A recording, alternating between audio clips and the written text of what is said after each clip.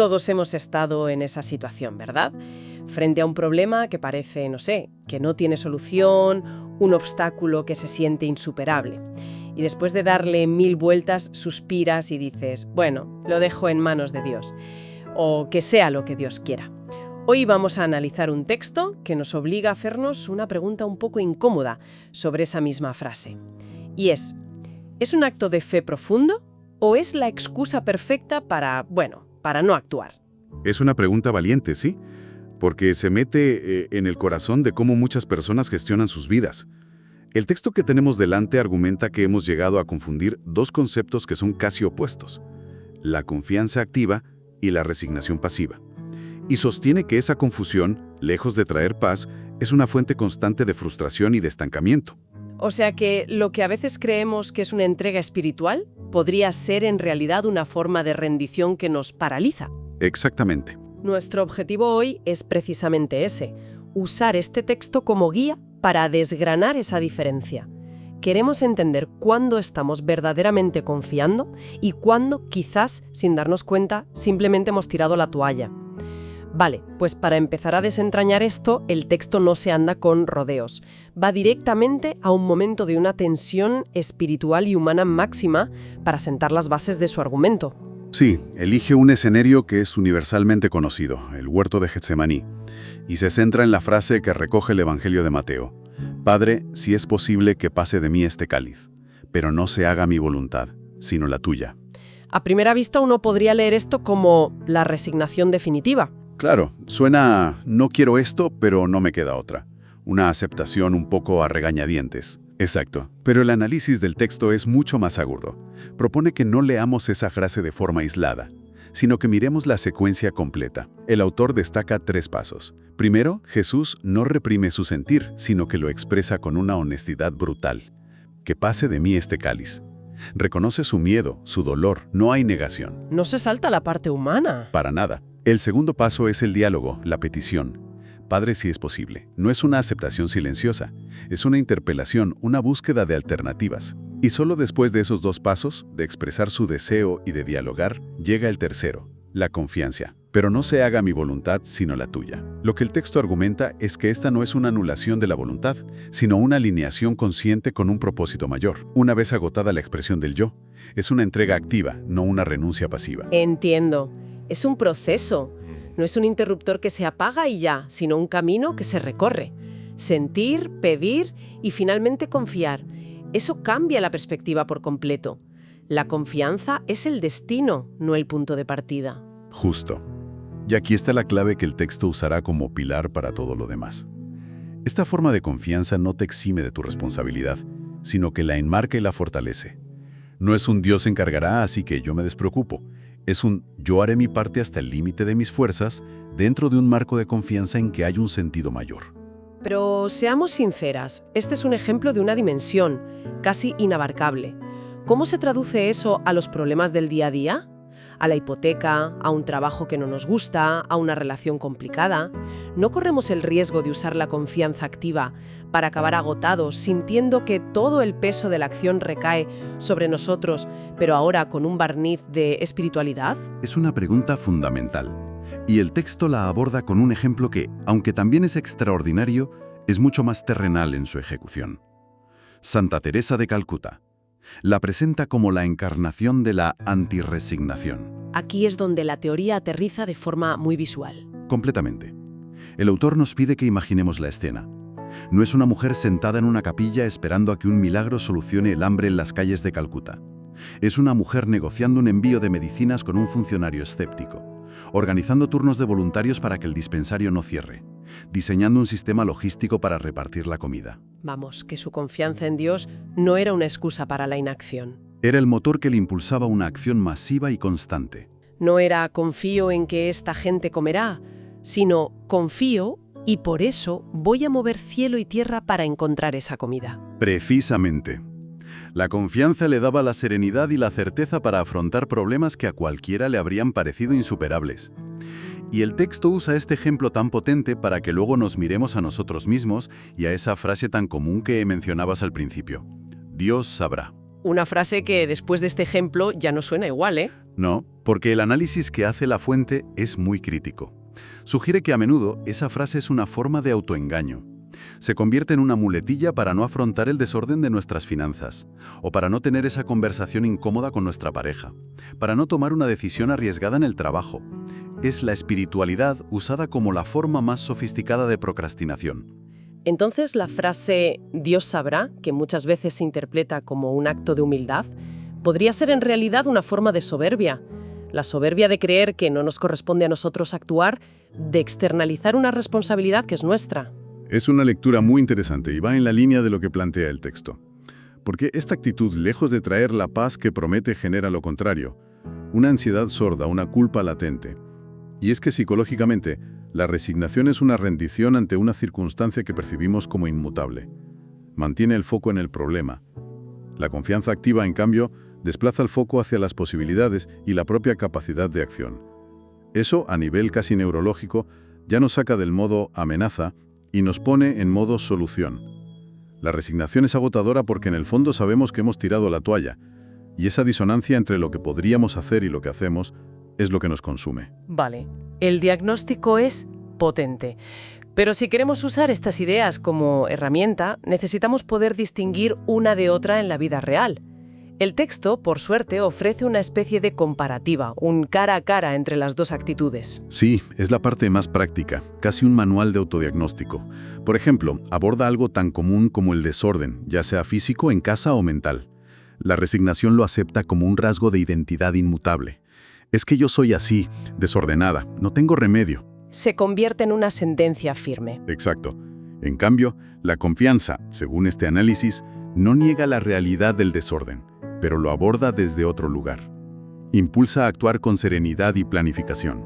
El pensamiento es, esta situación no es buena para mí, y confío en que tengo la capacidad y, si es el caso, la ayuda necesaria para ordenarla paso a paso.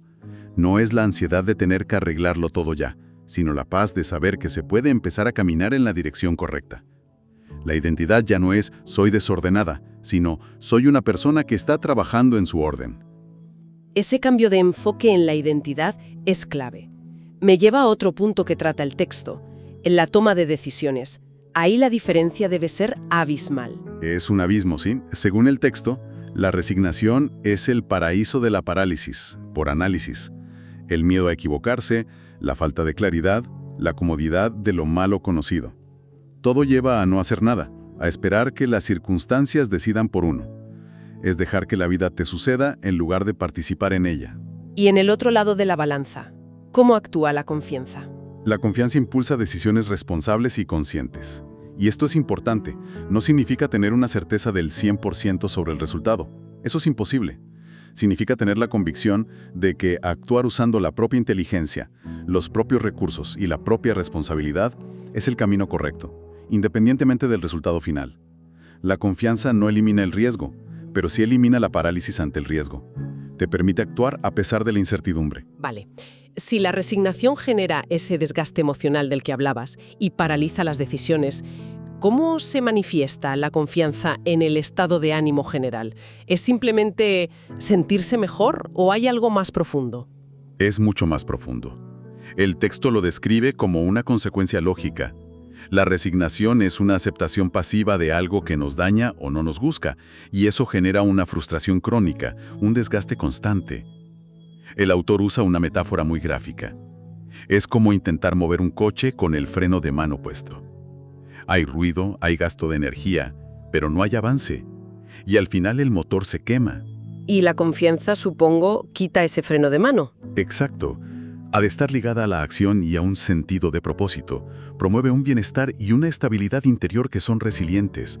Incluso en medio de grandes dificultades, la sensación de estar haciendo lo correcto, de estar avanzando aunque sea a pasos pequeños, proporciona una base de paz que la resignación simplemente no puede ofrecer. Es la diferencia entre ser una víctima de las circunstancias y ser protagonista de tu respuesta a esas circunstancias. El texto también lleva esto a un terreno muy concreto y a veces tabú, que es el orden personal y sobre todo el financiero. Sí, y es un campo de pruebas excelente para estas ideas. La resignación financiera se disfraza con frases como «el dinero no me rinde», «nunca se me han dado bien los números» o «con lo que gano es imposible ahorrar». Son justificaciones que perpetúan el desorden y la precariedad. De nuevo, se convierte en parte de la identidad. Soy mala con el dinero. Justo. Mientras que la perspectiva de la confianza que propone el texto fomenta la organización, la previsión y la buena administración, no como una obsesión por el control o la avaricia, sino como un acto de responsabilidad y de respeto por los recursos que se tienen, sean muchos o pocos. Es entender que el orden financiero no depende tanto de la cantidad de ingresos como de la claridad de las decisiones. Confiar en que se puede mejorar implica sentarse, hacer un presupuesto, buscar asesoramiento si es necesario. En definitiva, actuar. Todo esto parece desembocar en una idea central que subyace a toda la comparativa: la responsabilidad personal. Ese es el corazón de todo el argumento. La resignación, en última instancia, es un mecanismo para evadir la responsabilidad. Siempre hay un culpable externo: la crisis, mi jefe, mi familia, la mala suerte. El texto llega a decir, de forma muy directa, que a veces se usa a Dios como la coartada definitiva para no actuar. Es duro, pero tiene sentido dentro de esta lógica. Si la responsabilidad es de otro, yo no tengo que cambiar nada. Exactamente. En cambio, la confianza, tal y como se define aquí, es integradora. Fusiona fe y esfuerzo, oración y acción, esperanza y responsabilidad. No son cosas opuestas, son las dos caras de la misma moneda. La fe te da el mapa y la esperanza, pero el esfuerzo y la responsabilidad son tus pies, los que te hacen caminar por ese mapa. El texto lo resume en una frase brillante: confiar no es cruzarse de brazos, sino caminar con sentido. Para cerrar todo este desarrollo, el texto nos invita a una última reflexión, y lo hace con otra frase muy conocida: no tengan miedo. Sí, es una frase que resuena constantemente en muchos textos espirituales. El autor la utiliza aquí como una invitación a la honestidad radical con uno mismo, a mirarse al espejo sin los filtros del autoengaño. Y nos deja una pregunta directa sobre la mesa, ¿verdad? Nos la deja a todos. La pregunta que formula el texto es: ¿en qué área de tu vida podrías estar llamando fe a lo que en realidad es resignación? Es una pregunta potente porque te obliga a escanear tu vida, tu trabajo, tus relaciones, tu salud, tus finanzas, y a buscar esas zonas estancadas donde quizás te has contado una historia de paciencia y fe, cuando en realidad es una historia de miedo y parálisis. Obliga a hacer una auditoría de nuestras excusas, por muy espirituales que parezcan. Siva genera crecimiento, claridad, nuevas posibilidades. Si una situación que atribuimos a la fe está generando lo contrario, confusión, ansiedad, sensación de estar en un callejón sin salida, el texto nos invita a cuestionar seriamente si no estaremos atrapados en las redes de la resignación. Creo que si tuviéramos que destilar toda esta exploración en una sola idea, el propio autor nos regala la frase de cierre perfecta. Es una síntesis demoledora por su claridad. Dice así: la resignación paraliza, la confianza en Dios fortalece, orienta y libera. No se puede decir más con menos. Captura toda la tensión del argumento y su resolución. Define cada concepto no por lo que es, sino por lo que hace. Fíjate que los verbos asociados a la confianza son todos de movimiento, de acción, de expansión. Fortalecer, orientar, liberar. Contrastan de forma brutal con el único verbo de la resignación: paralizar. Es un final que no solo resume, sino que se convierte en un recordatorio práctico, casi un mantra. Sin duda. Y pensando en todo esto, me surge una última idea que el texto no dice explícitamente, pero que creo que es la consecuencia lógica de todo lo que hemos analizado. A ver, dispara. Si aceptamos esta premisa de que la confianza genuina siempre, siempre impulsa a la acción, entonces la pregunta importante ya no es solo si se confía o no. La cuestión se vuelve mucho más concreta y, la verdad, mucho más exigente. ¿Hacia dónde apuntas? A que la pregunta que de verdad importa es: ¿a qué acción concreta, específica y responsable me está llamando esta confianza en esta situación particular? Ya no sirve un confío genérico y abstracto. La verdadera prueba, según este texto, sería preguntarse: vale, confío, y por tanto, ¿qué voy a hacer al respecto? ¿Cuál es mi primer paso? Hoy, ahora mismo. Eso lo cambia todo. Convierte la fe de un sentimiento en una tarea.